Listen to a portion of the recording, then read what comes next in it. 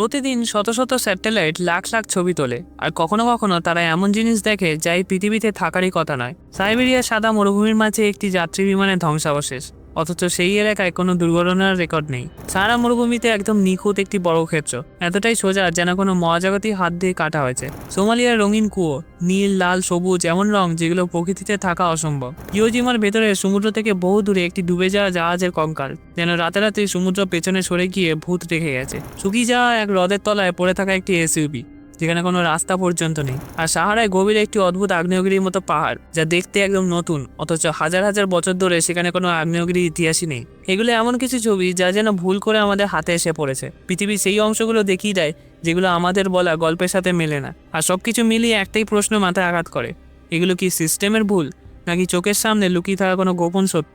চলুন আজকের এই ভিডিওতে এই রহস্যগুলো উন্মোচন করা যাক।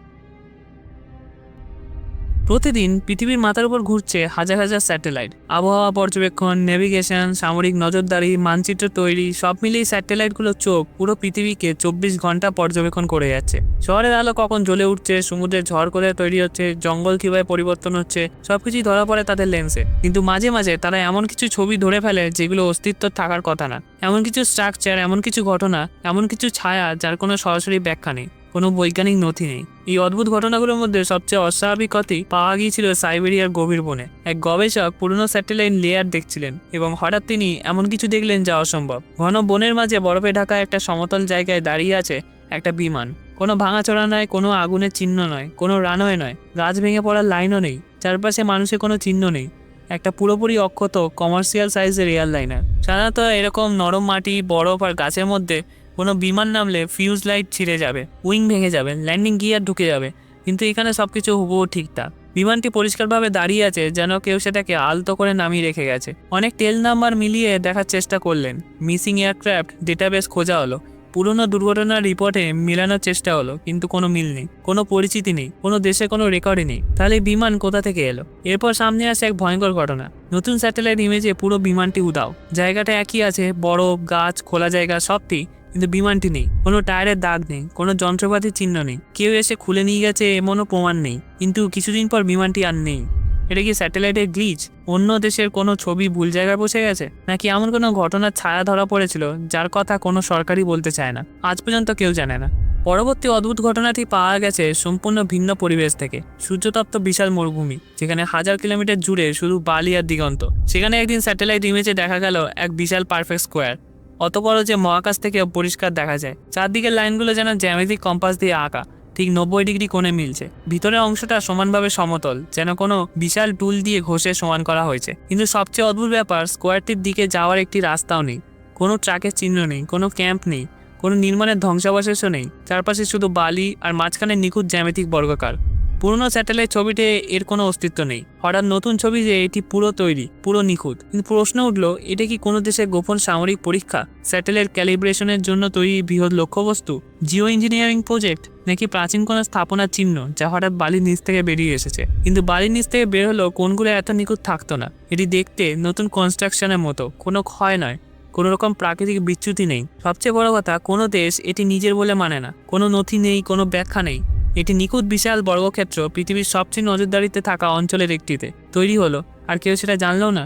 সেটা কেন তৈরি হলো, আজও এটি বড় রহস্য। ওখান থেকে কিছু দূরে সোমালিয়ার শুষ্ক বিরানভূমির মাঝখানে স্যাটেলাইট ইমেজ দেখায় এক অবিশ্বাস্য দৃশ্য। ডজন ডজন গোলাকার কুয়ো, আকাশের ছবিতে নীল, লাল, সবুজ, এমনকি নিয়ন হলুদ আলো ছড়াচ্ছে। জমি থেকে দেখলে কুয়োগুলো একদম সাধারণ জলের জন্য খোঁড়া গর্ত, গবাদির জল খাওয়ানোর জায়গা বা সেচ ব্যবস্থার অংশ। কিন্তু আকাশ থেকে দেখলে প্রতিটি কুয়ো যেন উজ্জ্বল রঙে জ্বলছে, যেন কেউ ইচ্ছা করে রং ঢেলে দিয়েছে। অদ্ভুত ব্যাপার হলো, স্থানীয় মানুষরাই জানে না কেন এমন রং দেখা যায়। তারা শুধু জানে কুয়োগুলো বহুদিন ধরেই আছে, কেউ ব্যাখ্যা করতে পারে না। বিজ্ঞানীরাও নিশ্চিত নন। কেউ বলে এর কারণ হতে পারে মাটির নিচের অদ্ভুত খনিজ স্তর, যেখানে লবণ, লোহা, সালফার একসাথে উঠে এসে জলকে অদ্ভুত রং দেয়। কেউ মনে করেন এটা দুর্লভ ধরনের শৈবাল, যা সূর্যের আলো প্রতিফলন করে রঙিন দেখায়। কেউ আবার ধারণা করে যুদ্ধকালীন বা অবহেলাজনিত রাসায়নিক দূষণের কারণ। কিন্তু আরেকটি সম্ভাবনা আছে, স্যাটেলাইটের ডিজিটাল আর্টিফ্যাক্ট, আলো প্রতিফলনের ভুল ব্যাখ্যা। কিন্তু যদি এটা শুধু গ্লিচ হয়, তাহলে প্রশ্ন ওঠে, কেন পৃথিবীর অন্য কোথাও নয়? শুধুমাত্র সোমালিয়ার এই একটিমাত্র দূরবর্তী জায়গাতেই এই রং দেখা যায়? উত্তরটা আজও অজানা। এবার যাই আমেরিকার ক্যালিফোর্নিয়ায়। এমন সময় জলে ভরা শান্ত মনোরম একটি হ্রদ, লেক আওয়ারলিস। দশকের পর দশক এটি ছিল পূর্ণ জলের হ্রদ, চারপাশে পাখির আবাস, মাছের বসতি। কিন্তু সাম্প্রতিক স্যাটেলাইট ছবি দেখায় ভয়ঙ্কর পরিবর্তন। হ্রদটি সম্পূর্ণ শুকিয়ে গেছে, জলের বদলে এখন শুধু ফাটা কাদা ও ধুলোর বিস্তীর্ণ প্রান্ত। কিন্তু সবচেয়ে অদ্ভুত দৃশ্যটি এখনো বাকি। হ্রদের মাঝে মাটির উপর দাঁড়িয়ে আছে একটি একেবারে অক্ষত এসইউভি। কোনো রাস্তা নেই, কোনো টায়ারের দাগ নেই, কেউ জানায়নি কোন গাড়ি হারিয়েছে। প্রশ্নগুলো একের পর এক তাড়া করে, গাড়িটি কে চালিয়েছিল, কবে থেকে এটা এখনো আছে, আর পুরো হ্রদ এমনভাবে দ্রুত শুকিয়ে গেল কিভাবে? পুরোনো স্যাটেলাইট ছবি তুলনা করলে দেখা যায় জল স্বাভাবিকভাবে শুকায়নি, বরং অস্বাভাবিক গতিতে হ্রদটি খালি হয়েছে। বছর পর বছর হ্রদটি ছিল পূর্ণ, কিন্তু হঠাৎই জলের স্তর দ্রুত নেমে যায়, যেন জল উপর থেকে শুকায়নি, নিচের মাটির ভেতরে কোথাও হারিয়ে গেছে। অনেকে বলেন এটা ক্যালিফোর্নিয়ার ভয়ঙ্কর খরা, কেউ বলে মাটির নিচে অ্যাকুইফার ফেটে গেছে আর সেই পথে জল মাটির নিচে নেমে গেছে। জলবায়ু বিশেষজ্ঞরা বলেন এটি স্থানীয় জলবায়ুর অদ্ভুত অস্বাভাবিকতা। কিন্তু গাড়ির উপস্থিতি, এতদিনে ডুবে থাকা তবু অক্ষত, সব ব্যাখ্যাকেই আরো জটিল করে তোলে। যেন কেউ ইচ্ছা করে গাড়িটি সেখানে রেখে গিয়েছে, অপেক্ষা করছে কেউ একদিন তা খুঁজে পাবে। উত্তর আজও অজানা। প্রশান্ত মহাসাগর পেরিয়ে এবার যায় আরেকটি অদ্ভুত ঘটনার দিকে। ইওজিমা, একটি আগ্নেয় দ্বীপ যার ইতিহাস রক্তক্ষয়ী যুদ্ধ আর আগ্নেয়গিরি ক্রোধে ভরা। দ্বীপটি সমুদ্রতল থেকে উঠে এসেছে আগুন আর লাভার বিস্ফোরণের মাধ্যমে। পুরনো স্যাটেলাইট ছবি দেখায় দ্বীপের উপকূলে অগভীর জলে একটি পুরনো জাহাজের ধ্বংসাবশেষ পড়ে আছে, সম্ভবত যুদ্ধের সময় ডুবে যাওয়া। কিন্তু আধুনিক স্যাটেলাইট ছবিতে দেখা যায় জাহাজটি এখন সমুদ্রে নয়, বরং স্থলের উপর দাঁড়িয়ে আছে, অর্ধেক বালির নিচে চাপা, যেন দ্বীপটি নিজেই জাহাজটিকে উপরে তুলে এনেছে। বিজ্ঞানীরা বলছেন ইওজিমা প্রতি বছর কয়েক সেন্টিমিটার করে উঁচু হচ্ছে, নিচের ম্যাগমা চেম্বার ফুলে ওঠার কারণে। পৃথিবীর যেখানে সমুদ্র স্তর বাড়ছে, সেখানেই দ্বীপ জমিকে সমুদ্রের বিরুদ্ধে ঠেলে দিচ্ছে উল্টোভাবে। জাহাজটি নড়েনি, দ্বীপটাও উপরে উঠছে। প্রকৃতি যেন নিজের হাতেই সমুদ্রের মানচিত্র বদলে দিচ্ছে। কিন্তু প্রশ্ন রয়ে যায়, যদি পৃথিবীর সমুদ্র বাড়ছে, তবে এই দ্বীপ উল্টোভাবে কেন বাড়ছে? কেন এত দ্রুত?